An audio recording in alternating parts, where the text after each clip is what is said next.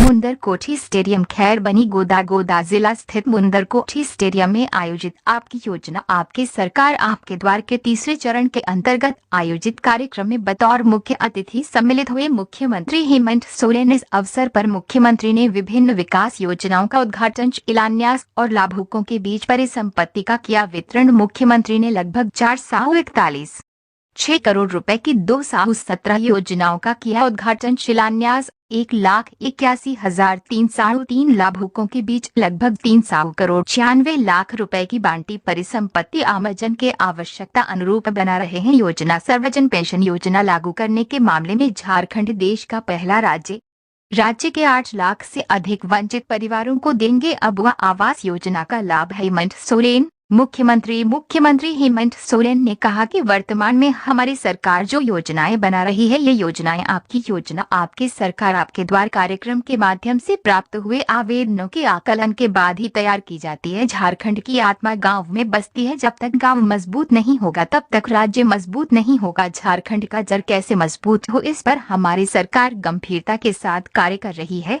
ताकि आने वाली पीढ़ी को इसका फल मिल सके। उक्त बातें मुख्यमंत्री श्रीमान हेमंत सोरेन ने आज गोदा जिला स्थित मुंदरकोठी स्टेडियम में आयोजित आपकी योजना आपकी सरकार आपके द्वारा कार्यक्रम को संबोधित करते हुए कहीं। सर्वजन पेंशन लागू करने के मामले में झारखंड देश का पहला राज्य। मुख्यमंत्री हेमंत सोरेन ने कहा कि आयोजित आपकी योजना आपकी सरकार आपके द्वारा कार्यक्रम के माध्यम से राज्य सरकार गाँव पंचायत पहुँचकर लोगों को उनका हक अधिकार देने का कार्य कर रही है। पिछले 2 साल में लाखों आवेदन हमें शिविर के माध्यम से प्राप्त हुए, कई तरह की समस्याएं सामने आई। प्राप्त आवेदनों के निराकरण के लिए चरणबद्ध तरीके से सूची तैयार की गई। उसका परिणाम ये हुआ कि सबसे पहले हमारी सरकार ने राज्य के बुजुर्गों, दिव्यांगों, विधवा माताओं बहनों सहित सभी जरूरतमंदों के प्रति सरकार ने संवेदना दिखाते हुए राज्य में सर्वजन पेंशन योजना लागू की। सर्वजन पेंशन योजना लागू करने वाला झारखंड देश का पहला राज्य है। सभी जरूरतमंदों को सामाजिक सुरक्षा के दायरे में लाते हुए ससमय राज्य सरकार पेंशन उपलब्ध करा रही है। मुख्यमंत्री ने कहा कि पूर्ववर्ती सरकारों ने इन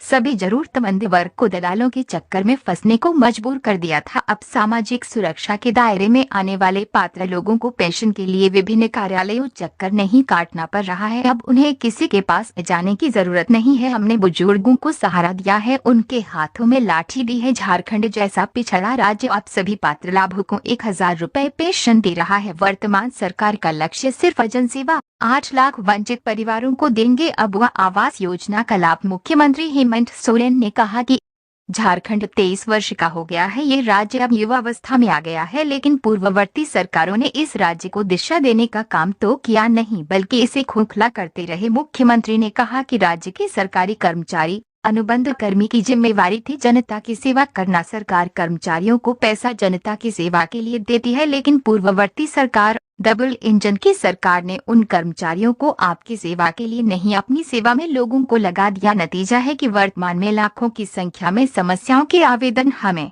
आज शिविरों में प्राप्त हो रहे हैं। मुख्यमंत्री ने कहा कि केंद्र सरकार ने 2022 तक सभी गरीबों को आवास देने की बात कही थी। केंद्र सरकार को मालूम है इस राज्य में गरीबों की संख्या अधिक है। हमारी सरकार गरीबों को आवास उपलब्ध कराने के लिए कई बार केंद्र सरकार से समन्वय बनाने का प्रयास किया, लेकिन उन्होंने हमारी बात को अनसुना कर दिया। लेकिन राज्य सरकार ने अपने दम पर 8 लाख गरीब परिवारों को आवास देने का लक्ष्य तय किया है। इस निमित्त अब आवास योजना लागू की गई है। इस योजना के तहत 3 कमरों का सुसज्जित आवास गरीबों को दिया जाएगा। अगर 8 लाख से अधिक आवास की आवश्यकता हुई तो चरणबद्ध तरीके से आवास उपलब्ध कराया जाएगा। सुदूरवर्ती एवं पहाड़ी इलाकों में रहने वाले ST/SC सहित सभी वर्ग के युवाओं को दे रहे हैं मौका। मुख्यमंत्री हेमंत सोरेन ने कहा कि अब सुदूरवर्ती तथा पहाड़ी ग्रामीण क्षेत्रों में निवास करने वाले ST/SC सहित सभी वर्ग के युवाओं को भी प्रतियोगिता परीक्षा की तैयारी हेतु निःशुल्क कोचिंग प्रदान किया जा रहा है, ताकि वे भी अधिकारी बन राज्य की सेवा कर सके। मुख्यमंत्री ने कहा कि गोदा जिला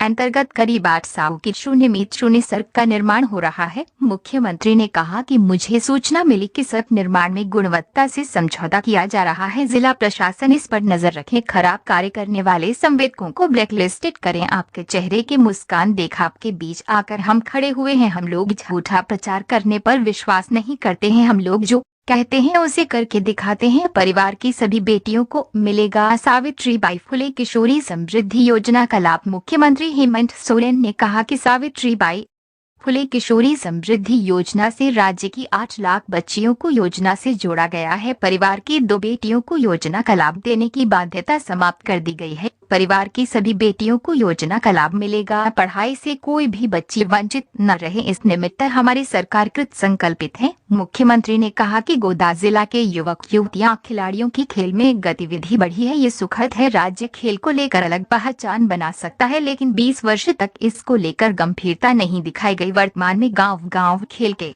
मैदान का निर्माण किया जा रहा है। बेहतर प्रदर्शन करने वाले खिलाड़ियों को अब सरकार सम्मानित भी कर रही है। ग्रामीणों को अब मुख्यमंत्री ग्राम गाड़ी योजना का मिलेगा लाभ। मुख्यमंत्री श्रीमान हेमंत सोरेन ने कहा कि राज्य के ग्रामीणों को अब मुख्यमंत्री ग्राम गाड़ी योजना का लाभ मिल सकेगा। इस योजना के तहत ट्रांसपोर्टर को राज्य सरकार आर्थिक सहायता भी देगी। ये योजना जल्द शुरू होने वाली है, जिससे यहाँ के आंदोलनकारी बुजुर्ग, महिला, छात्र छात्राएं निःशुल्क बस में सफर कर सकेंगे। मुख्यमंत्री ने लगभग 441.06 करोड़ रुपए की 217 योजनाओं का दिया तोहफा। मुख्यमंत्री ने इस अवसर पर 441.06 करोड़ रुपए की 217 योजना की सौगात गोदा वासियों को दी। इसमें 6 करोड़ 96 लाख रुपए की 02 योजनाओं का उद्घाटन और 133 करोड़ 34 लाख रुपए की 215 योजनाओं की नींव रखी गई। मुख्यमंत्री ने विभिन्न योजनाओं के 1,81,303 लाभुकों को सशक्त और स्वावलंबी बनाने के लिए उनके बीच लगभग 300 करोड़ 96 लाख रुपए की परिसंपत्ति बांटी। इस अवसर पर मंत्री श्रीमान आलमगीर आलम,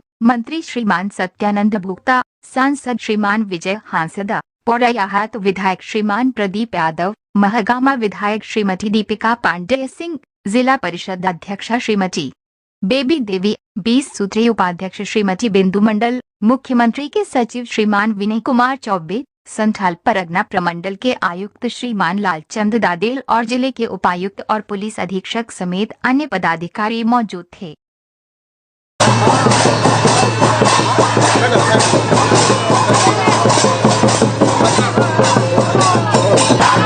Let's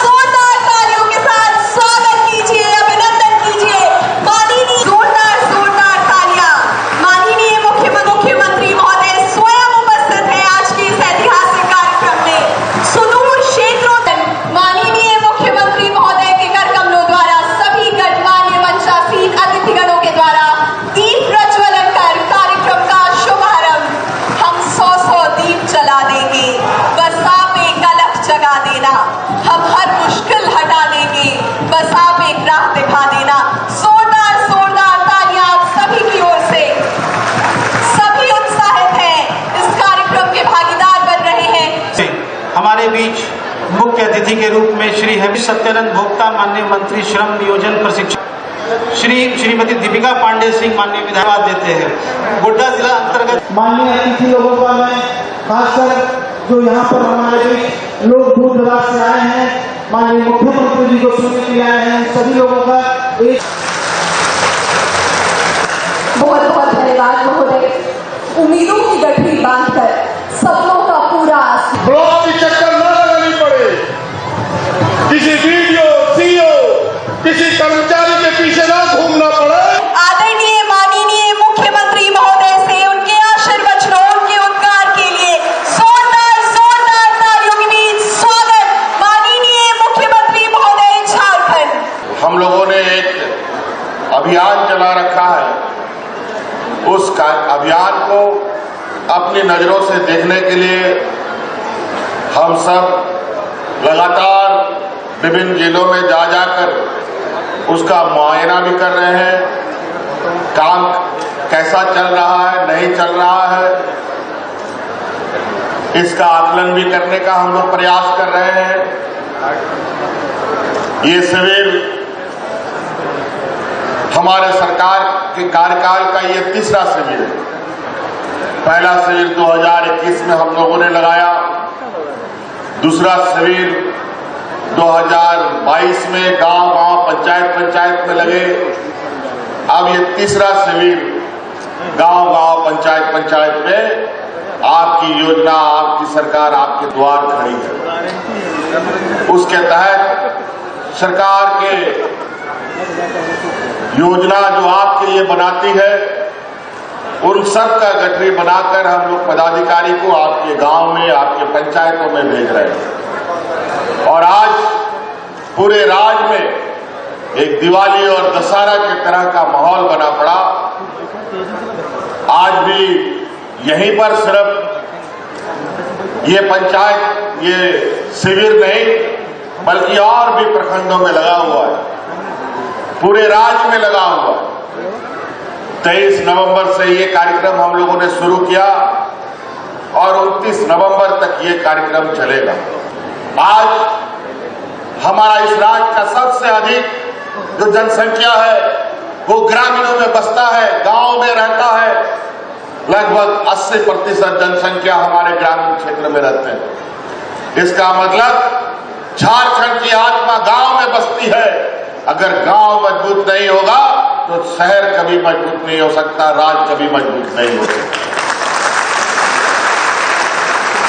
और आज इस राज्य के हमारे पहाड़ी जनजातियों को मुख्य धारा से जोड़ने के लिए, जिनकी संख्या समाप्त ना हो जाए, उनको आगे बढ़ाने के लिए आने वाला समय में झारखंड में निकल रही लगातार नियुक्तियां जो जेपीएससी के माध्यम से, जेसीसी के माध्यम से वो किस्मत आजमा सके, इसके लिए लगभग 400 से अधिक पहाड़ी बच्चियों को हम लोग मुफ्त में कोचिंग करा रहे हैं ताकि बीडीओ, सीओ, कलेक्टर बन करके इस राज्य में सेवा दे सके और अपने समाज को आगे निकाल सके।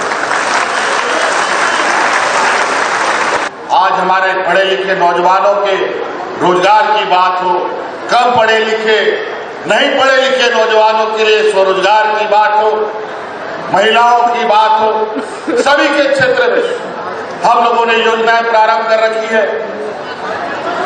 बिरसा हरित ग्राम योजना, किसानों के लिए पशुधन योजना, दीदी बाड़ी योजना, सावित्री बाई फुले झानो योजना, बच्चियों के लिए सावित्री बाई फुले योजना,